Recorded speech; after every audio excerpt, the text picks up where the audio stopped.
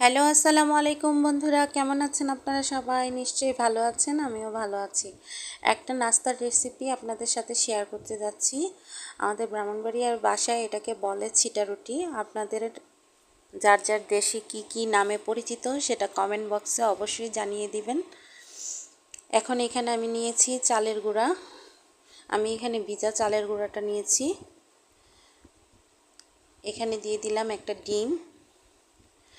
ডিম দিলেও দিতে পারেন, না দিলেও কোনো সমস্যা নাই, কিন্তু ডিমটা দিলে ফ্লেভারটা ভালো আসে। প্লাস ছিটা রুটিটা যখন আপনি বানিয়ে রাখবেন তখন এটা সফট থাকবে, শক্ত হয়ে যাবে না। এখানে দিয়ে দিলাম সামান্য পরিমাণে আদা রসুন এর পেস্ট।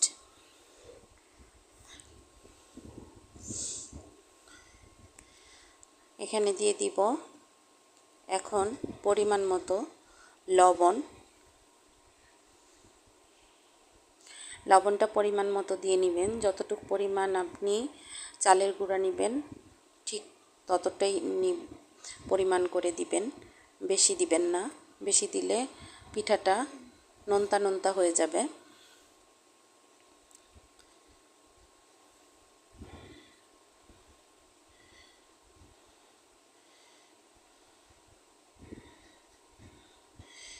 আমি এখন ভালো করে মিশিয়ে এখানে অল্প অল্প করে পানি অ্যাড করে দেব।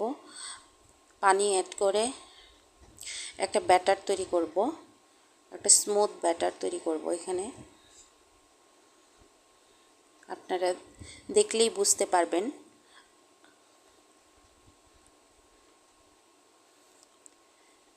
বন্ধুরা, ভিডিওর প্রথমে আমি বলে নিচ্ছি, আমার ভিডিওগুলো যদি আপনাদের কাছে ভালো লেগে থাকে তাহলে অবশ্যই লাইক, কমেন্ট, শেয়ার করতে ভুলবেন না। আর যদি আমার চ্যানেলে নতুন হয়ে থাকেন তাহলে অবশ্যই সাবস্ক্রাইব করে পাশে থাকবেন।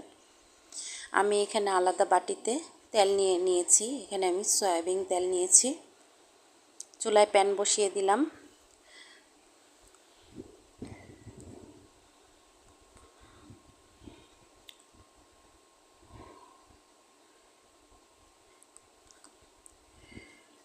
তেলটা হাতের সাহায্যে ছিটকে ছিটকে দিব। তারপর যে ব্যাটারটা আমি স্মুথ ব্যাটারটা তৈরি করেছি, এভাবে ছিটকে ছিটকে পিঠাটা তৈরি করতে হবে। আপনারা দেখলেই বুঝতে পারবেন। আপনারা বাসায় রেসিপিটি ভালো লাগলে অবশ্যই ট্রাই করে দেখবেন। খুবই সহজ কিন্তু অসম্ভব মজাদার। ডিম ভাজির সাথে বা যদি মাংস বোনা হয় বা মাংসর তরকারি হয় তাহলে ছিটা পিঠাটা খেতে খুবই অসাধারণ লাগে।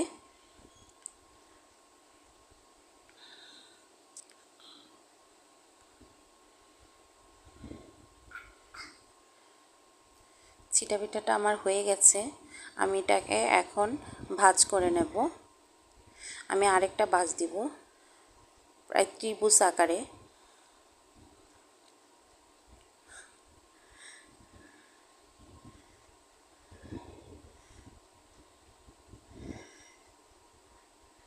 আমি আরেকটা তৈরি করে আপনাদেরকে দেখাচ্ছি।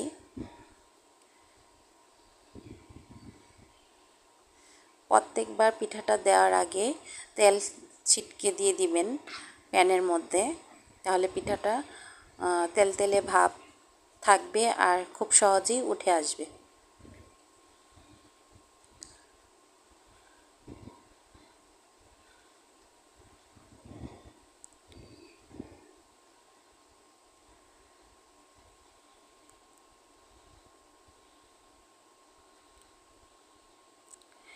পিঠাটা বানাতে বেশি সময় লাগে না, খুব ঝটপট তৈরি করা যায়।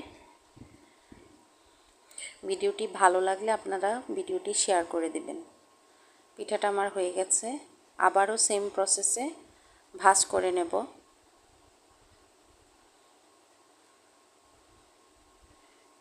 এভাবে করে আমি প্রত্যেকটা পিঠা তৈরি করে নেব।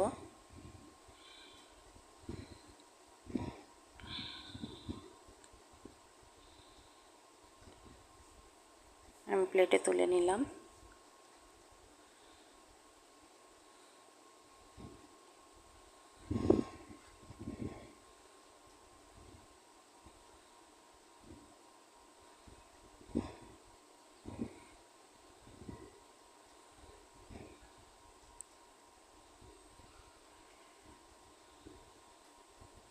পিঠাটা তৈরির সময় ব্যাটারটাকে ভালো করে নেড়ে নেবেন। প্রত্যেকবার দেওয়ার সময় ব্যাটারটাকে একবার করে নেড়ে নেবেন, যেহেতু এটা চালের গুঁড়া তাহলে নিচে জমে যায়।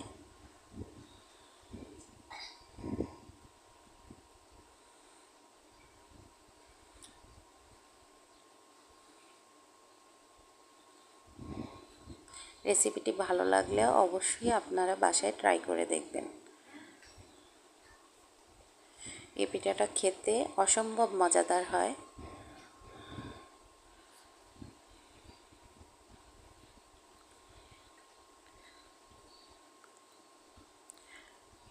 আমি ঠিক এই সেম প্রসেসে আমি সবগুলো পিঠা তৈরি করে নেব।